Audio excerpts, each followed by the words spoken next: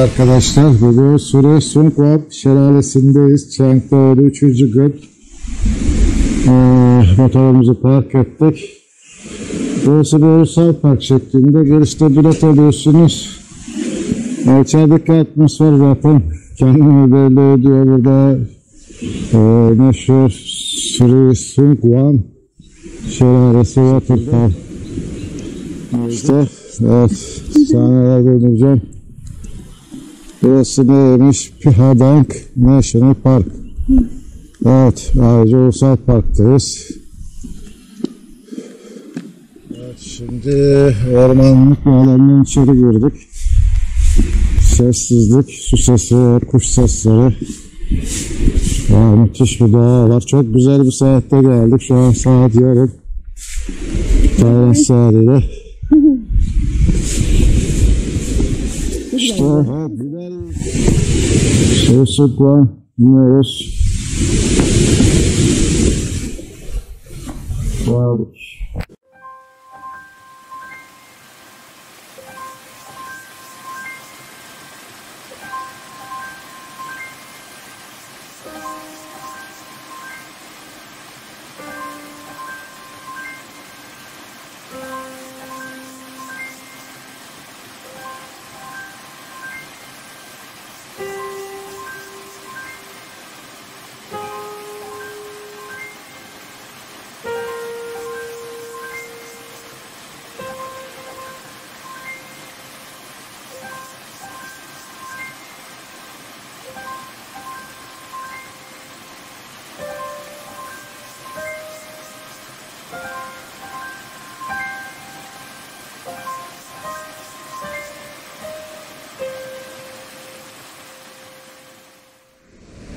Şelalenin başındayız.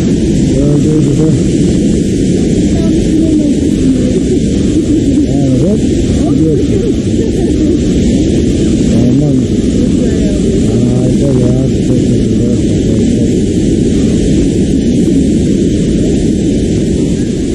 Evet, şimdi geri dönüyoruz. Vardığımız yoldan.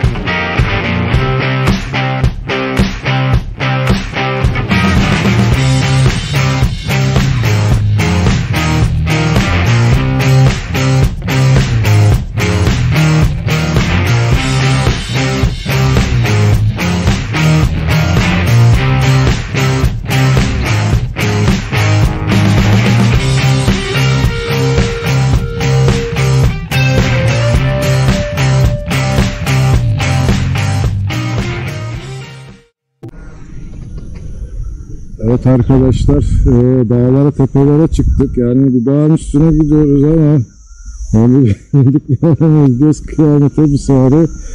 Böyle bir manzara noktası var. Durduk.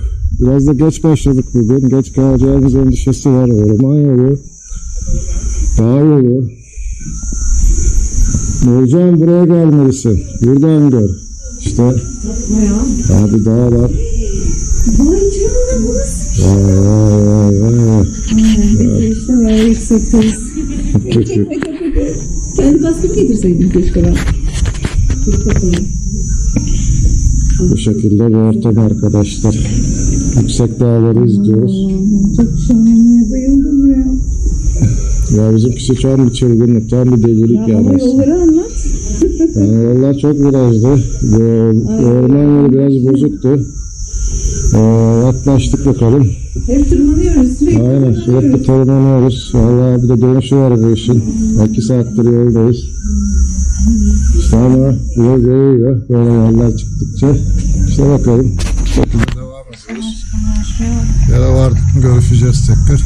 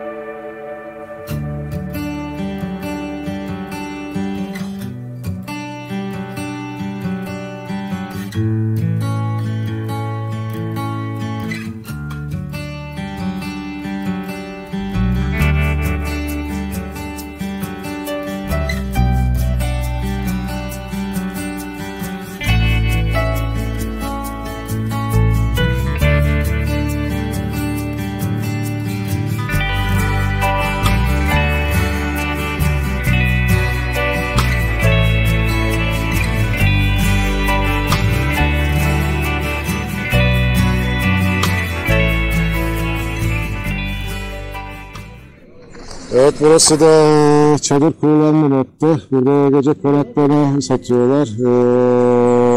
Aşağı yukarı 600-700 baht civarında gece konaklama var.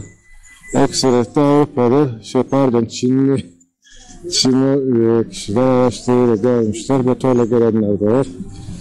İşte Nurcan, buradayız. Güzel bir nokta. Doğa var. Burada kamp yapmaya değer ama biz kampa pek alışkın değiliz. O yüzden ne yapacağız? Börtü böcek. Ama yani bu ortamda dağda konaklamak hakikaten enteresan olmalı. Yani kamping yapmak çok enteresan olmalı. Muazzam bir deneyim. Yani şimdilik bu kadar.